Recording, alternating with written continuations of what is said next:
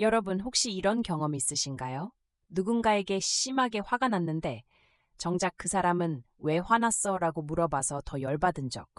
또는 슬픈 영화를 보는데 눈물이 나오면서 동시에 가슴이 먹먹해지는 느낌. 우리는 매일 수십 가지 감정을 느끼지만 정작 이 감정이 어디서 어떻게 만들어지는지는 잘 모릅니다. 오늘은 뇌과학이 밝혀낸 감정의 비밀, 그 놀라운 진실을 파헤쳐 보겠습니다. 오랫동안 과학자들은 감정이 뇌의 특정 부위에서 만들어진다고 믿었습니다. 특히 편도체라는 작은 아몬드 모양의 뇌 영역이 감정의 중심이라고 생각했죠. 1937년 미국의 신경과학자 하인리 클리버와 폴 부시는 원숭이의 편도체를 제거하는 실험을 진행했습니다. 그 결과 원숭이들은 뱀을 보고도 전혀 두려워하지 않았습니다. 이 유명한 클리버 부시 증후군, 연구로 인해 편도체가 공포의 중심이라는 이론이 정설처럼 자리 잡았죠.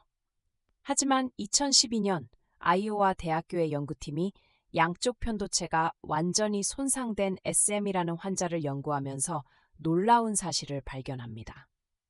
SM 환자는 일반적인 상황에서는 공포를 느끼지 못했지만 이산화탄소 농도가 높은 공기를 들이마셨을 때는 극심한 공포를 경험했습니다. 편도체 없이도 공포를 느낄 수 있다는 것이 증명된 겁니다.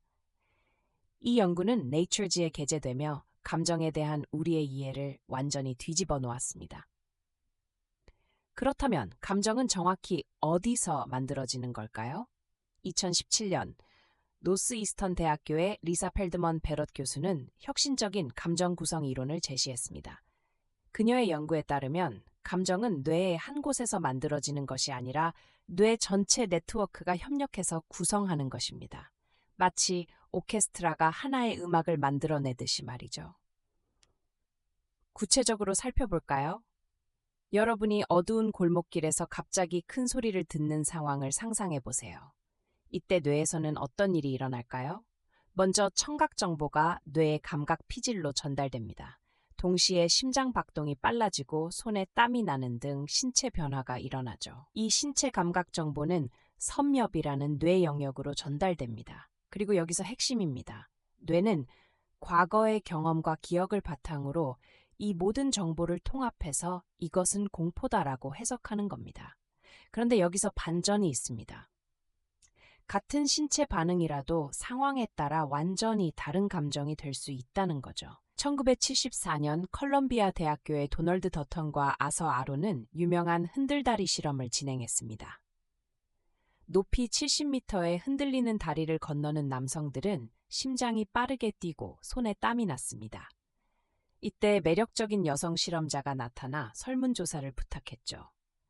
놀랍게도 많은 남성들이 이 신체 각성 상태를 두려움이 아닌 낭만적 끌림으로 해석했습니다. 실제로 일반 다리에서 만난 그룹보다 흔들다리 그룹의 남성들이 나중에 그 여성에게 전화를 걸 확률이 무려 50%더 높았습니다.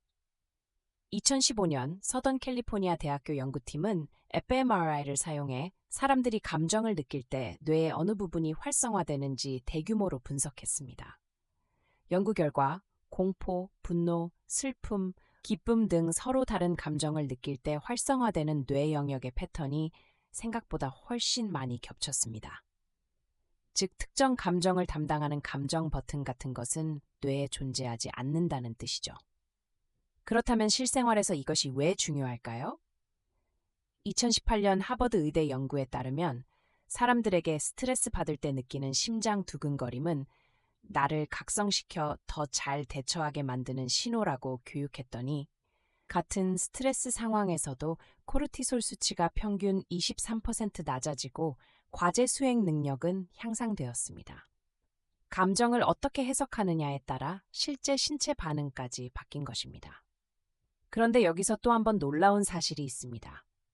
우리가 느끼는 감정의 종류조차 문화와 언어의 영향을 받는다는 겁니다. 2019년 캘리포니아 대학교 버클리 캠퍼스 연구팀은 전 세계 2,474명을 대상으로 감정 경험을 분석한 결과 기본적인 감정 외에도 문화권마다 고유한 감정 개념이 존재한다는 것을 발견했습니다. 예를 들어 독일어의 샤든프로이데, 남의 불행을 보며 느끼는 기쁨나 일본어의 아마에 의존하고 싶은 감정 같은 감정은 그 언어를 사용하는 사람들이 더 자주, 더 선명하게 경험합니다. 결국 그 감정은 뇌의 한 부분에서 자동으로 만들어지는 것이 아니라 우리의 뇌가 신체 감각, 과거 경험, 현재 상황, 심지어 문화와 언어까지 모두 종합해서 적극적으로 구성해내는 것입니다. 이것은 매우 희망적인 메시지이기도 합니다. 우리가 감정의 수동적인 희생자가 아니라 감정을 해석하고 조절할 수 있는 능력이 있다는 뜻이니까요. 오늘 영상이 도움이 되셨다면 좋아요와 구독 부탁드립니다. 여러분은 최근에 어떤 감정을 경험했고 그 감정을 어떻게 해석하셨나요? 댓글로 공유해 주세요. 다음 영상에서는 감정을 조절하는 구체적인 뇌과학 기법에 대해 다뤄보겠습니다. 그럼 다음에 만나요.